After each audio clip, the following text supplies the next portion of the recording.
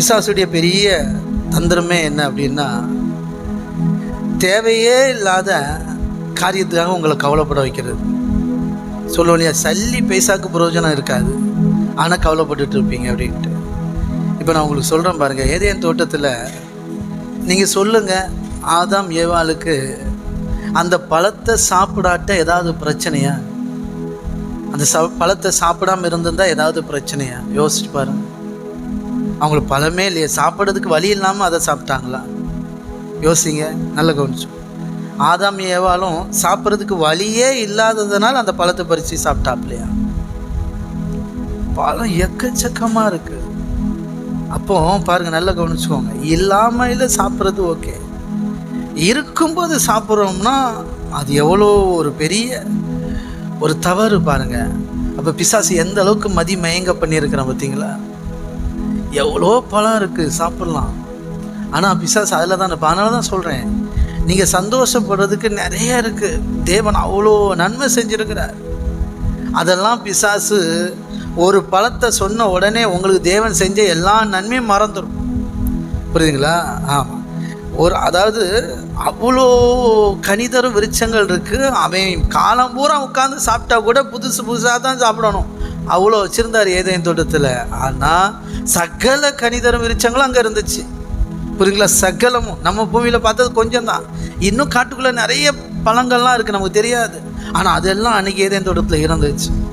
ஆனால் அவ்வளோ இருந்தப்போ அவ்வளோ சந்தோஷமான அவ்வளோ போஜனம் இருந்துச்சு, அவ்வளோ நிம்மதி, அவ்வளோ அவன் சந்தோஷப்படுறதுக்கும், அவன் சுவைக்கிறதுக்கும், ருசிக்கிறதுக்கும், அவன் தேவனை கொண்டாடுறதுக்கும் நிறைய வாய்ப்பு இருந்துச்சு.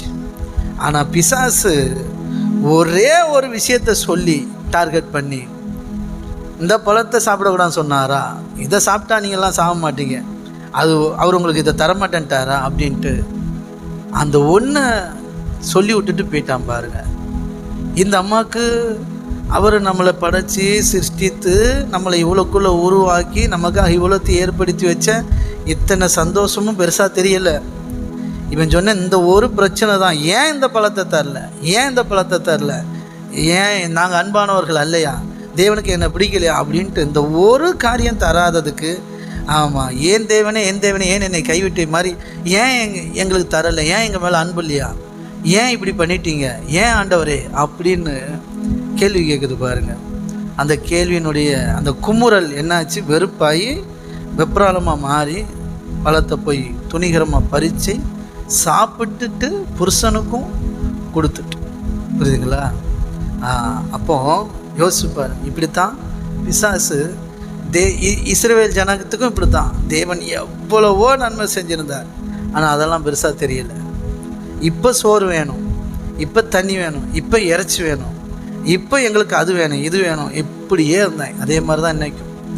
ஆமாம், பிசாசுடைய பொய் நம்பிக்கிட்டே இருக்கிறீங்க. ஒரு பொய் என்னென்னா, உங்கள் வாழ்க்கையில் தேவன் செய்த நன்மைகள் ஏராளம் தாராளம் எக்கச்சக்கம் செஞ்சுருப்பார். அப்போ இன்னும் நிறைய வச்சுருக்கிறார், வாக்கு பண்ணியிருக்கிறார். பட் ஆனால் அதெல்லாம் உங்கள் இருதயம் பெருசாக பார்க்காது. ஏதோ ஒரு சின்ன பிரச்சனை, ஏதோ ஒரு சின்ன தேவை, அது பண தேவையாக இருக்கலாம், அது பாச தேவையாக இருக்கலாம், ஏதோ ஒன்றுக்கு போட்டு நம்ம மூஞ்சை அப்படி முகநாடி வேறுபட்டிருக்கும் பார்த்தீங்களா? அதுதான் பாவம். நீங்கள் நினச்சிட்டு இருக்கிறீங்க, நான் தானே கவலைப்படுறேன், நான் தானே கோவப்படுறேன், எனக்குள்ளே என்னையே தானே நான் வருத்திக்கிறேன், என்னையே தானே நான் அடிச்சுக்கிறேன் அப்படின்ட்டு. அதுதான் பாவத்தினுடைய விளைவு, அதுதான் பாவம். அறியவும் அறியப்படவும் பிதா குமாரன் பரிசுத்த ஆவியானவர் இந்த அன்பில் பரிசுத்தமுள்ளவர்களாக குற்றமற்றவர்களாக இருக்கணும். இந்த அன்பில் கேப்பே இருக்கக்கூடாது. தேவனுக்கு நமக்கும் நம்முடைய சந்தோஷத்துக்கும் நம்முடைய சமாதானத்துக்கும் இடைஞ்சலே இருக்கக்கூடாது, இடையறே இருக்கக்கூடாது. அதான் கிறிஸ்துவின் அன்பை விட்டு என்னை பிரிப்பவன் யார்? கையை தட்டி. புரியுதுங்களா வசனம்? கிறிஸ்துவின் அன்பை விட்டு என்னை பிரிப்பவன் யார் அப்படின்னு என்ன அர்த்தம்? அழலாம் மாட்டான், கவலைலாம் பட மாட்டான், எது இருந்தாலும் வாழ்ந்திருக்கவும் எனக்கு தெரியும், தாழ்ந்திருக்கவும் எனக்கு தெரியும் அப்படின்ட்டான். கிறிஸ்துவின் நிமித்தம் உயிர் போனால் கூட எனக்கு பரவாயில்லடான்னு வாழ்ந்தார்.